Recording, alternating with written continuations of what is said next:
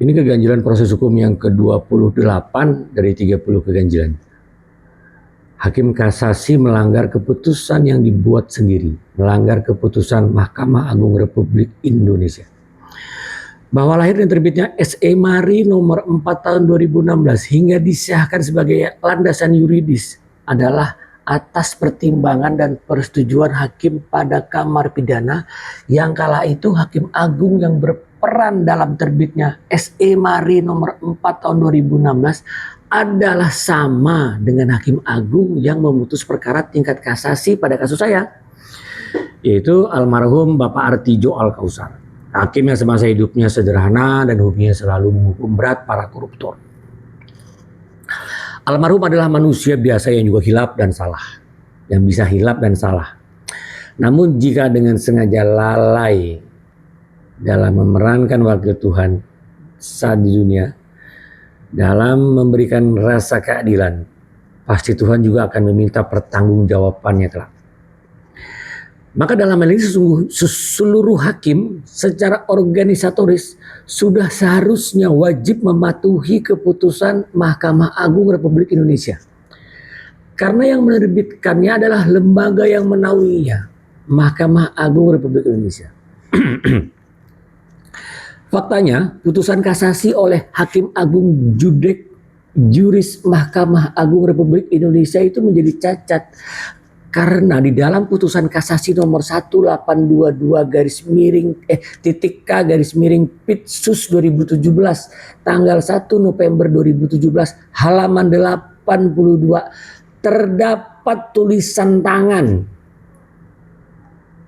yang dibaca FNB berdasarkan hasil perhitungan kerugian keuangan negara oleh BPKP tanda tanya nomor garis miring tanggal . Cacat dalam hal ini bahwa terdapat tulis tangan pada lembar putusan resmi kasasi. Cacat dalam mengambil keputusan bahwa seluruh hakim agung yang menangani perkara ternyata tidak ada satupun yang menelaah proses hukum atau memori kasasi. Mungkin lebih kasarnya tidak dibaca, asal vonis saja. Yang penting lebih berat dari putusan judek fakti. Ini miris bagi pencari keadilan di tingkat judek juris jika fenomena ini selalu terulang dan terjadi. Pertanyaannya, seperti pada tulis tangan hakim tersebut, tidak mungkin bisa dijawab. Jika dijawab pun akan menunjukkan kelemahan dan kekurangan dari hakim dan sistem peradilan itu sendiri. Kalau mau dijawab, maka jawabnya itu hasil perhitungan auditor negara menyatakan tidak ada kerugian negara. Justru kerugian negara itu dihitung oleh penyidik Kejaksaan Tinggi Kalbar secara sepihak dan berubah-ubah. Artinya apa? Semua yang dilakukan oleh hakim di tingkat manapun sudah cacat formil. Semua hakim melanggar undang-undang, peraturan, terlebih surat edaran Mahkamah Agung. Dan itu kan diterbitkan oleh institusi yang menaunginya. Nah, semua ini fakta, tidak dapat diperdebatkan, walau ini kewenangan hakim sekalipun. Maka berdasarkan peraturan perundang-undangan seharusnya kasus ini tidak dapat diproses dari awalnya di pengadilan tingkat pertama atau PN Pontianak. Hakim PN Pontianak sudah melanggar aturan di internalnya sendiri. Juga hakim kasasi di Mahkamah Agung yang begitu mulia juga lalai, tidak membaca dokumen tersebut. Nah, faktanya ternyata begitu sangat zolim hakim yang merupakan tangan kanan Tuhan. Hakim telah menjatuhkan vonis semaunya saja. Bayangkan, saya tidak menerima uang korupsi serupiah pun. Dari putusan awal yaitu putusan 1 tahun di tingkat PN menjadi 8 tahun di tingkat kasasi. Tetapi Hakim Agung yang menangani koleganya sendiri, Ghazal Basaleh, menerima uang suap miliaran hanya 10 tahun saja. Beda-beda tipis dengan saya. Pihak saya lah sesungguhnya yang mengajukan hukum banding dan kasasi tersebut, bukan jaksa yang mengajukan. Saya berharap untuk mencari keadilan karena saya tidak melakukan korupsi. Ternyata beginilah keadaan di Indonesia.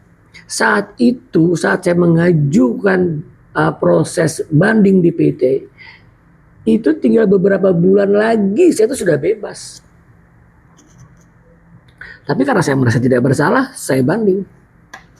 Saya hanya bisa bilang, bagi saya pribadi, Indonesia ternyata susah menemukan keadilan. Entah di mana lagi mencari keadilan di Indonesia. Haruslah minta keadilan melalui pengadilan militer atau menuntut di akhirat nanti. Artinya jika hakim harus membela, meringankan atau membebaskan orang yang bersalah, silahkan. I don't want to talk about it.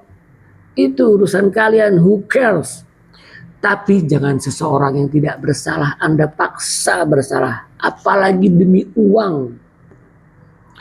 Wahai hakim dan hakim agung, kalian seharusnya punya beban sangat berat karena semua harus memuliakan Anda. Manusia harus memanggil Anda yang juga manusia dengan sebutan yang mulia.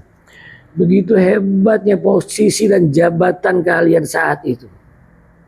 Jika kalian tidak takut dengan dosa, tidak lagi punya rasa malu, dan tidak merasa bersalah, tapi yakinlah karena Tuhan itu sempurna dan pasti ada. Dan kalian tidak akan bisa menghindar dari siksa neraka kelak. Jangan karena perbuatan Anda banyak kolega kalian yang para hakim yang telah berjuang menegakkan keadilan itu rusak gara-gara Anda.